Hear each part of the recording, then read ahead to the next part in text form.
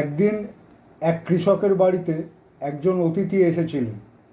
যখন সেই অতিথি কৃষকের বাড়িতে পৌঁছলেন তখন ওই কৃষক বাড়িতে ছিলেন না, খেতে মানে জমিতে কাজ করছিলেন। অতিথি ওই কৃষকের বাড়িতে অপেক্ষা করতে লাগলেন। কিছুক্ষণ পরে ওই কৃষক এবং তার পালিত কুকুর বাড়িতে এলো। অতিথি ওই কুকুর এবং কৃষককে দেখলেন এবং জিজ্ঞেস করলেন, তোমরা দুজন তো একই রাস্তা দিয়ে এসেছো, কিন্তু তোমার কুকুর তো হাঁপাচ্ছে আর তুমি তো একদম ঠিকঠাক আছো।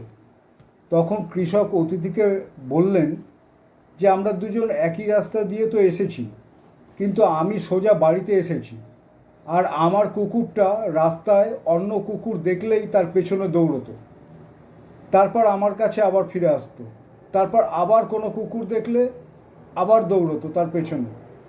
এমন করতে করতে সে আমার সাথে একই সাথে বাড়িতে ঢুকলো। রাস্তায় এমন করছিল বলেই এখন হাঁপানো অবস্থা হয়েছে আমার কুকুরটার। দেখুন, এই গল্পটা হয়তো ইন্টারেস্টিং লাগেনি আপনার, কিন্তু এই গল্পটার মধ্যে যে শিক্ষাটা আছে তা জীবনের পক্ষে অতি গুরুত্বপূর্ণ। আপনাদের মধ্যে প্রচুর মানুষের স্বপ্ন অনেক বড়, সেটা হওয়াই উচিত।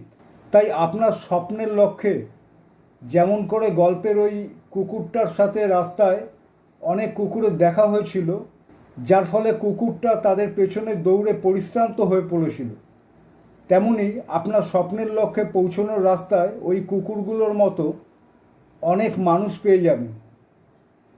এমন সময় আপনাদের কাছে দুটো অপশান থাকবে। এক, ওই কুকুরটার মতো আপনিও কি উল্টোপাল্টা লোকজনের পেছনে দৌড়াবেন, নিজের ফোকাস নষ্ট করবেন, ওইসব মানুষদের পেছনে সময় অপচয় করবেন, নাকি ওই কৃষকের মতো লক্ষ্য স্থির রেখে সিধে রাস্তায় চলতে থাকবেন। কৃষকের লক্ষ্য ছিল সোজা বাড়িতে পৌঁছানো, তেমনি আপনি সোজা আপনার লক্ষ্যে পৌঁছান, বাকিরা থেকে যাক পেছনে মাঝ রাস্তায়।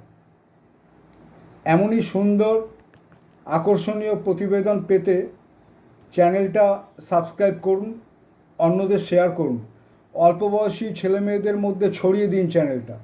আমি এমন মোটিভেশনাল গল্প, ফাইন্যান্সিয়াল প্ল্যানিং, ইনভেস্টমেন্ট স্ট্র্যাটেজির ওপরে ভিডিও প্রতিবেদন তৈরি করি, যেগুলো অবশ্যই সমৃদ্ধশালী ভবিষ্যৎ তৈরি করতে সাহায্য করবে। ভালো থাকুন, সুস্থ থাকুন। নমস্কার, জয় হিন্দ।